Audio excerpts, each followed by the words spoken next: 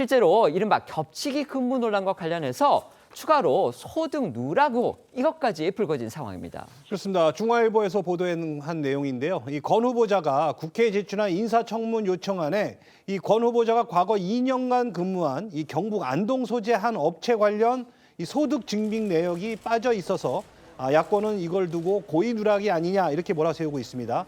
국회 정무위 소속인 이 국민의힘 강민국 의원이요, 이 국민건강보험공단에서 제출받은 이 자료를 살펴보니까 이 권 후보자가 2021년 12월부터 2년간 이 경북 안동 소재 A 업체에서 이 직장 가입자로 2023년과 2024년 각각 140만 원 가량의 건강보험료를 납부한 것으로 확인이 됐습니다. 이 납부한 건강보험료를 기준으로 역산해 보면 이 권 후보자는 2년간 약 6,800만 원 가량의 이 근로소득을 올린 셈입니다.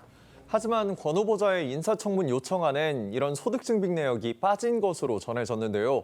권 후보자가 소득 신고를 고의로 누락했거나 급여를 받지 않고 업체 이름만 올린 채 건강보험 자격을 얻는 위장 취업을 했을 가능성이 제기됐습니다. 야당에선 권 후보자가 근로소득 신고를 고의로 누락했을 가능성이 더 크다고 보고 의심하고 있는데요. 권 후보자가 같은 시기에 4-5곳의 업체에서 겹치기 근무를 하며 건강보험 역시 여러 업체에 중복으로 가입된 상태였기 때문입니다. 이에 강민국 의원은 법적 도덕적 책임을 가지고 권 후보자가 사퇴하는 게 마땅하다고 목소리를 높였는데요. 중앙일보는 이런 의혹에 사실관계를 확인 중이라는 보훈부 관계자의 답이 있었다고 보도했습니다.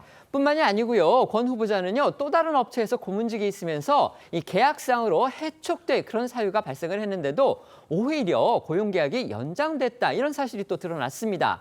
야권에서는 결국 뭔가 후원성에 특혜를 받은 거 아니냐 이렇게 몰아세우고 있습니다. 네, 이 서울경제 보도인데요. 국회 정무위 소속 국민의힘 김재섭 의원이 확보한 이 권 후보와 서울의 한 인쇄물업체 고문 위촉 계약서에 따르면요, 이 계약의 해지 사유에 형사상 유죄 판결을 받을 경우 이 부분이 포함이 됐습니다. 아시는 것처럼 권 후보자는요, 지난 2021년 4월이죠. 이 대법원에서 공직선거법 위반 혐의로 해서 징역 10개월에 집행유예 2년의 유죄가 확정이 됐습니다.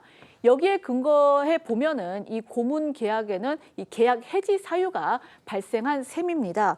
하지만 권 후보자는요, 이 고문직에서 물러나지 않았습니다. 오히려 이듬해인 2022년에 그리고 이어서 2023년에도 1년 단위 재계약에 성공을 했습니다.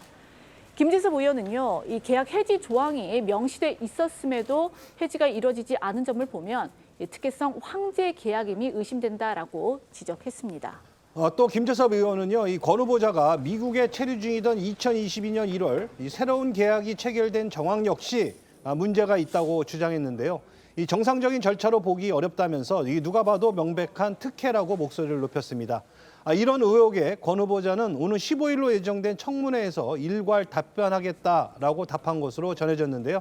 이런 가운데 권 후보자는 4년 동안 납부를 미뤄왔던 이 선거비용 반환금 2억 7천여만 원 가운데 5천만 원만 이 장관 후보자로 지명된 뒤에 납부한 것으로 드러났습니다. 앞서 유죄 확정된 공직선거법 사건을 재심을 받아본 뒤에 판단에 따라 이 납부하겠다 했던 말과는 다른 행보라서 관심이 집중됐습니다.